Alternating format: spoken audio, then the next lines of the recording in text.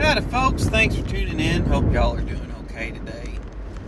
So, I had a thought the other day. You know, I've spoke before about how I think that social media is causing people to not only say things online that they would never say to someone in person, but I also think that due to those learned habits of, well, this is just how you interact with people, you're beginning to gradually see people start talking to others in person the way that they'll talk to them on social media in very disrespectful ways. And I think that that's something I've personally seen that. So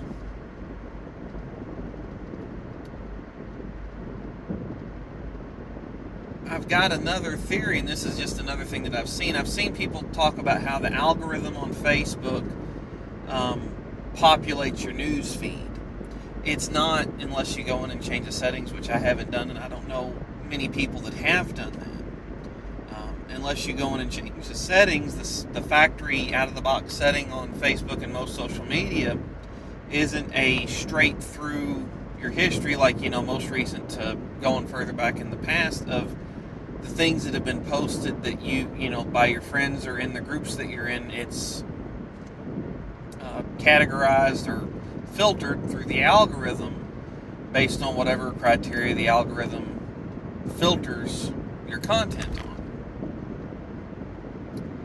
And one of the things that I've noticed is the people that I'm friends with that I tend to disagree with politically somehow or another filter up to the top.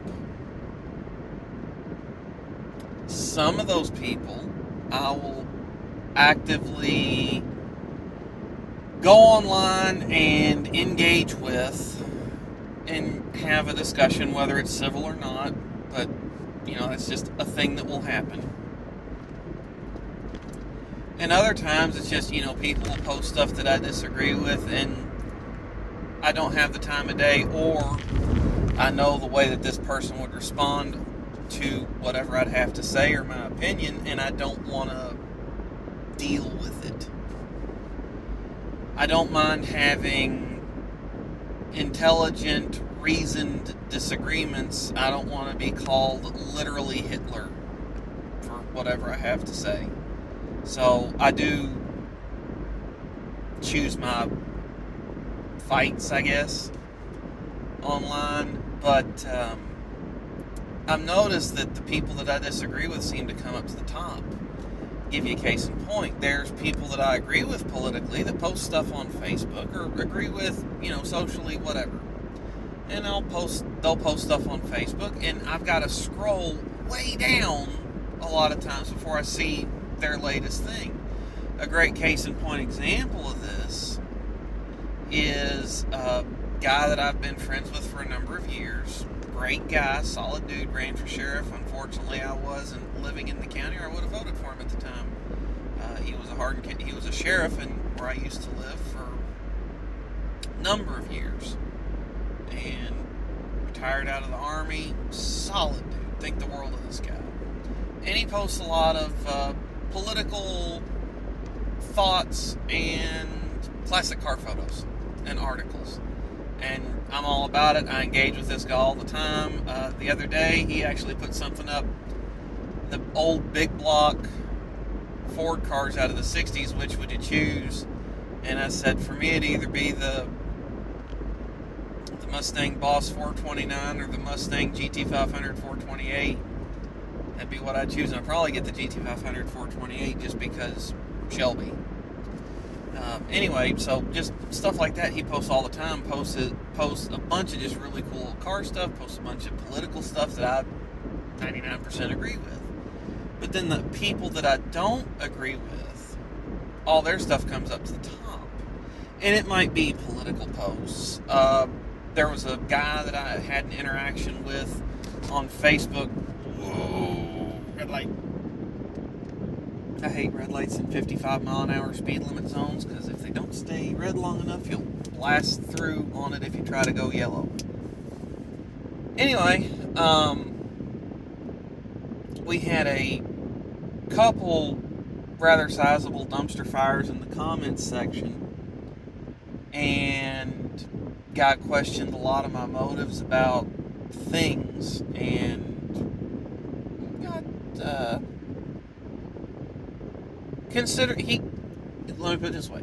I did my very best not to be disrespectful in the comments. There was a couple times I got tired of his attitude and got sarcastic and snarky, but I did my best not to be disrespectful.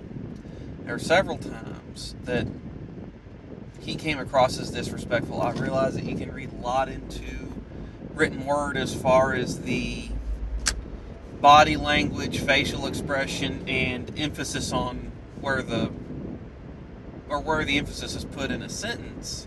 You can change a lot of the meaning, but he definitely came across as pretty darn disrespectful. So, anyway, these comment sections turn into just dumpster fires back and forth between him and I. And what's interesting is he's on Facebook semi-regularly, posting this about church, or posting this about politics, or posting this about what he's up to. And he's been posting a bunch of pictures lately. He's been on vacation, apparently. And every single one of his posts about him being on vacation are within 10 seconds of me opening up Facebook and starting to scroll. His dad had a birthday. That's right up top as soon as I open Facebook. So I do think that whether it is... What in the world? Okie dokie. I do think that whether it is intentional as far as, we're going to get everybody mad at each other, or, hey, showing posts from people that disagree generate more time on the app, which means we have more user engagement, which means we can charge more for ads, or they go by duration of, whatever feeds the algorithm to generate or populate your feed. There's something in there that's definitely causing people to interact with those that they disagree with. And the thing that I find interesting is the motivation doesn't matter all that much. The end result's what matters. Just something to think about. That's kind of what I got. And I'll give you a case in point on real quick why the motivation doesn't matter, just the end result. Okay, I want to say it's the Greenwood Mall. I forget the guy's name. Eli Dixon? Yeah.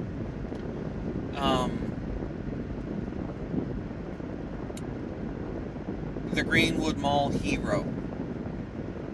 He, from 30, 40 yards away, put 8 out of 10 rounds on target to stop the mall shooter. Mall shooter got 15 seconds of uninterrupted shooting spree killing rampage before this guy stopped him. Now, in my opinion, he's not been charged. Well, first off, he's not been charged with anything. That's fact. Local police are touting him as a hero. I don't think the DA is going to try to come after him with a 10-foot pole, because why would you do that? That would be a surefire way to end your any political aspirations you've got. So, moving on from that, I've spent a lot of time talking with people that I know that are either out and out gun carriers or Second Amendment supporters about this guy. And to put that many rounds on target that fast, and with that level of accuracy, with zero collateral damage at the distance, in the situation, and on and on and on and on you can go, is just seriously impressive. Seriously impressive. And I got talking with someone at work. He does a lot of competition level shooting. Very good, very nice guy, very cool guy. I got talking with him about that. And I said, the thing that's so impressive to me isn't that he put 8 out of 10 on target. It's that there was zero collateral damage. He said, that's pretty nice. And I said, no, seriously, think about it for a second. And I said, you're in a mall shopping with, by yourself or with your girlfriend. I don't know if he was there by himself or not. But all of a sudden, there's shots going off. You do whatever you do for the first 10 seconds. You draw your gun, you aim at the shooter, and then you start firing. Now, stop there. Think about every movie that you've ever seen where there's an active shooter situation in a public place. People are screaming, they're running, they're ducking, they're covering, scattering every which way to get away from this crazy guy. That's horrific in and of itself. So here's the thing where I find it so impressive is not only did he have the wherewithal to, within 15 seconds of this starting, have a bead on the guy and bullets are impacting the perpetrator of this would-be mass casualty event, but in the midst of all that chaos and just insanity, there was zero collateral damage. No one that may or may not have run through the line of fire got hit. If anyone bumped this hero, Eli, he didn't accidentally squeeze the trigger and squeeze one off in the wrong direction. And he maintained his aim on follow-up shots. So, the reason why I find that so impressive, when I say, motivation doesn't matter, results do. If he had missed one shot and struck an innocent bystander, whether they were hurt or killed, his intention didn't matter. He never wanted to shoot the innocent bystanders. He wanted to shoot the perpetrator. However, if someone had bumped into him right as he's squeezing the trigger and shoved the barrel of the gun off target, and he squeezed the trigger and sent that round loose, he could seriously be facing some legal issues. Thank God none of that happened. But the motivation doesn't matter, just the results do. So, and then going back to the shooter, whatever his motivations were, whether it was, and I don't really care what his manifesto was or whatever social media said or anything else, I think to get to the point where you're going into a crowded space with loaded firearm for the sole purpose of killing as many people as you can possibly kill, you're facing some serious mental demons, in my opinion. If you carry a loaded weapon with you everywhere for the sole purpose of stopping that guy, you realize the world we live in and the evil that's in the hearts of men. My take. But I don't think that guy's motivations matter. I think that the results do. There's grieving families now. There's dead people. There's wounded people. So, his motivations don't matter. His results matter. Eli Dixon had something else happened, or he'd been bumped, or someone ran into the line of fire and he shot him. Motivation doesn't matter, the result matters. Now, there's mitigating circumstances, but the fact is that if he had wounded or killed anybody while trying to stop that shooter, that's on him. And getting back to where this video started, whatever the motivation is for the social media or for Facebook's algorithm seeming to promote that sort of behavior, the motivation doesn't matter, the results do. If they might be purely chasing money, they might be purely chasing number of user hours per day, as far as like, okay, how many hours are people that are registered users actually on Facebook per day? That might be their only thing, and that's what keeps people engaged. And you get my point.